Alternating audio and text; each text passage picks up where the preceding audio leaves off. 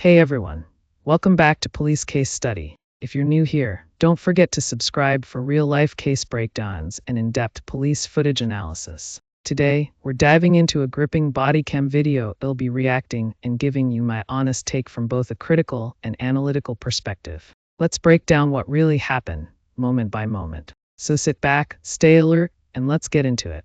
In this video, we're diving deep into one of the most shocking, frustrating, and revealing cases involving the American criminal justice system. A man with a long rap sheet, a shootout in a Walmart parking lot, a second shootout in Utah, and a system that somehow let it all happen. This isn't just a story, it's a wake-up call. The crime that shocked Minnesota, it all began in a Walmart parking lot. What was initially a shoplifting report quickly escalated into a shootout right in broad daylight. The suspect, a man with a long criminal history, opened fire on police officers without hesitation. This wasn't a random act of violence, it was the result of years of missed warnings. Who is the suspect? Asterisk, let's talk about the man behind the gun. He had a rap sheet a mile long, drug charges, weapons offenses, fleeing police, and more. He was the kind of suspect you'd expect to be behind bars or at the very least, monitored closely. But he wasn't. Instead, he was a system that failed twice after the shootout in Minnesota. The suspect should have been held without bail. But that didn't happen. Not only was he released, but authorities didn't prioritize getting him off the street. He moved to Utah, and it's there that this story took an even more dangerous turn. Weeks later, in Utah, he got out. Almost unbelievable. In Utah, police stopped the suspect under suspicious circumstances. He was put in the back of a patrol car. Then, in a stunning lapse in procedure, he managed to slip into the front seat and steal the cruiser with a police K-9 still inside. Thankfully, the K-9 survived. But the message was clear.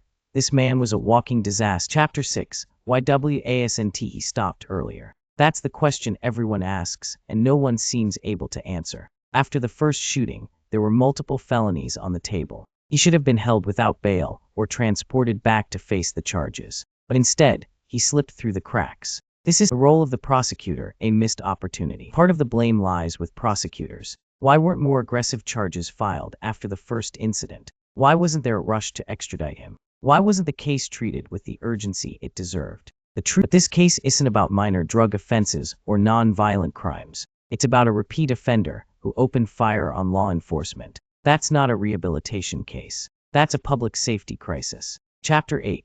Media coverage or lack thereof. If you might be wondering, why didn't you hear more about this case in mainstream media? And too often, if a story doesn't fit the broader media agenda, it gets buried. That's why this documentary is so important. It puts everything out in the open. No spin, just facts. Chapter 9. A case study in broken systems.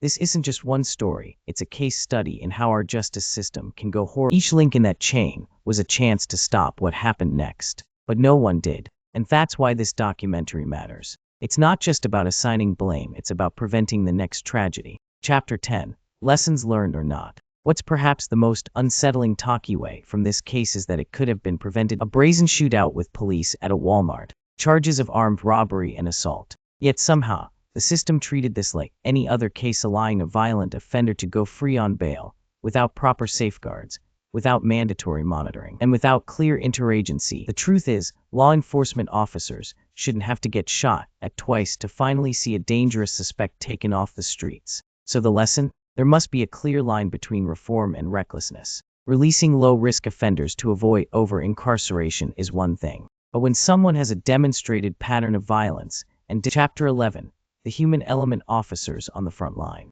It's easy to get lost in the legal jargon, the charges, the timelines, but let's pause and focus on the people involved. Imagine being one of the officers responding to that initial call at Walmart. Or think about the officer in Utah who let the suspect sit in his cruiser, trying to act in good faith, and then watched in horror as the man drove off in a police vehicle with a K-9 dog inside. These are moments that scar officers for life. They're trained for high-pressure situations, sure, but they're also knowing your every move is being recorded, dissected, and second-guessed. And for the officers involved in the Utah shootout, many of whom showed restraint, professionalism, and calm, under fire, the risk wasn't just physical. The public perception of law enforcement today means that even the most just. Chapter 12. Civilian courage, an underrated hero moment.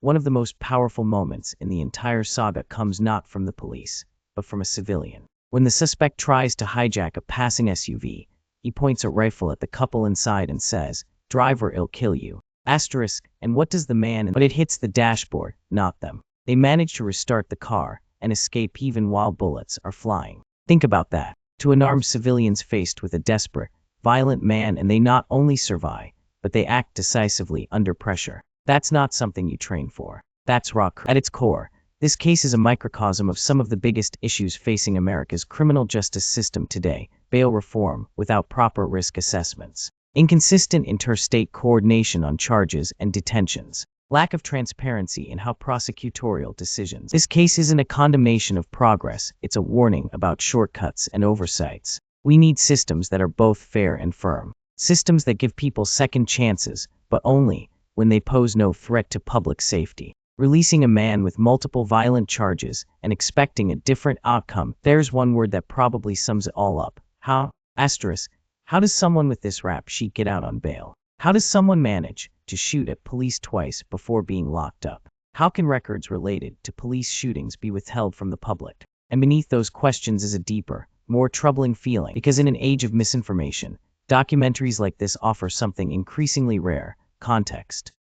That means it's doing its job. Don't let the system lull you into thinking this is just how things are. Demand better. Support transparency efforts. Ask questions about local prosecutors and judges. Look at your state's bail laws and how they're being applied. And share these stories not for the drama, but for the wake-up call they represent. Because change doesn't come from silence. It comes from watching, understanding, and acting. And this documentary, it just gave us all the reason we need.